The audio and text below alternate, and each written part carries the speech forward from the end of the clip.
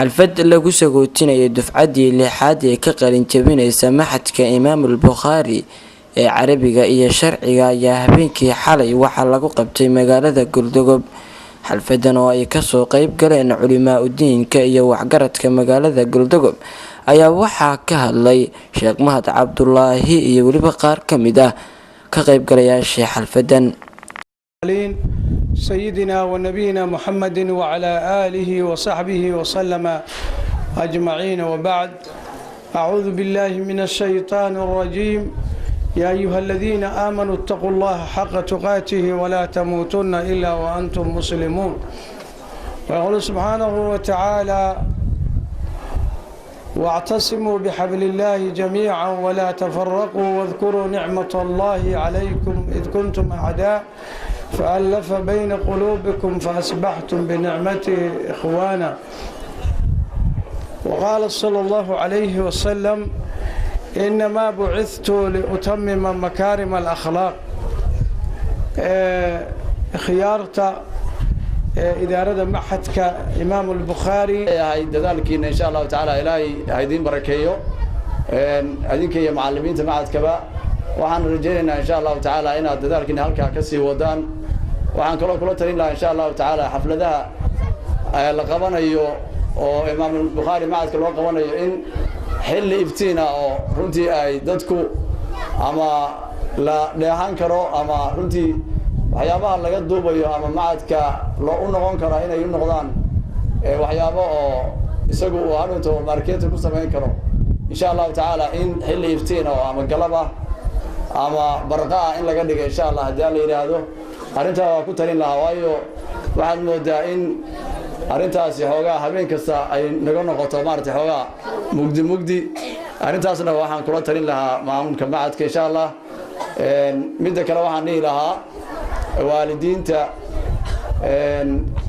ardadan macadka dhigata markii taa culimada ay ku guuleysteen Ilaahay subhanahu wa ta'ala ajr iyo xasanaad ka siiyo miisaankooda xasanaadkan ha ugu daree waxay qaadeen tilaabo kale oo ay ku muujinayaan inay sadhumin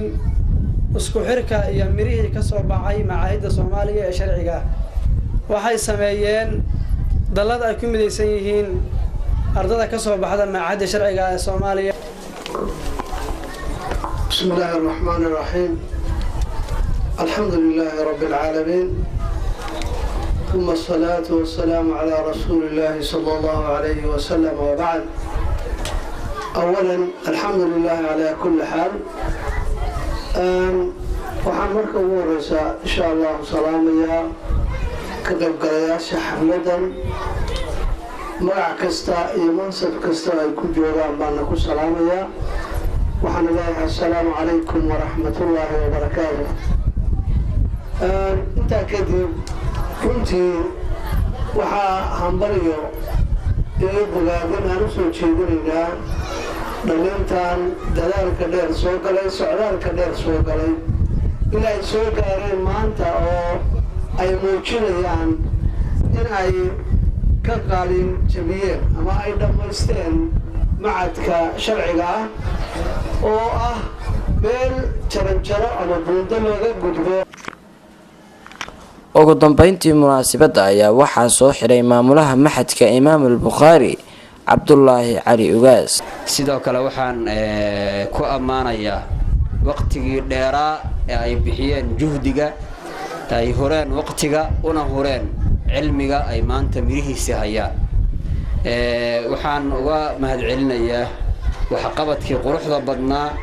ee intay macahadka joogeen ay la garab istaageen macahadka run ahaantii dafcada tani waxay muujisay hal abuuro badan oo qurux badan oo ay macahadka ku soo kordhisay wayna ku amaanan yihiin. intaas kadib macahadka Bukhari Galdogob oo ah mu'assasad waxbarasho oo u taagan gudashada waajibaadka kala hanuunin barbaarin iyo barid waxa 8 sano oo jiray ka qalin jabiyay arday kor u dhaafaysa 370 arday. ardaydaasi in badan oo kamid ah waxay dhameysteen mustawahoodii jaamacadood qaarkood waxay mudara ka yihiin ama maamulayaal ka yihiin goobo waxbarasho qaarkood ilaahay mahadiis waxayba imika macallimiin ka yihiin macadka ay ka baxeen qaarkood waxay waxbarasho sare ka dhigtaan dalka gudihiisa qaarna dalka dibadiisa jiraan dhammaantoodna dhanka kale qaar ka mid ah ardayda ka qalin jabinaysa ayaa waxay TV-ga Somali News uga warbixiyeen dareenkooda maadaama aan dhameeyay macadka Imaam al-Bukhari sanad dugsiyeedka 2015-2016 insha Allah waxaan rajeynayaa inaan ku biiri doono jaamacadda Bariga Afrika aad iyo aad baan u mahadsantihiin mahan saxaafadda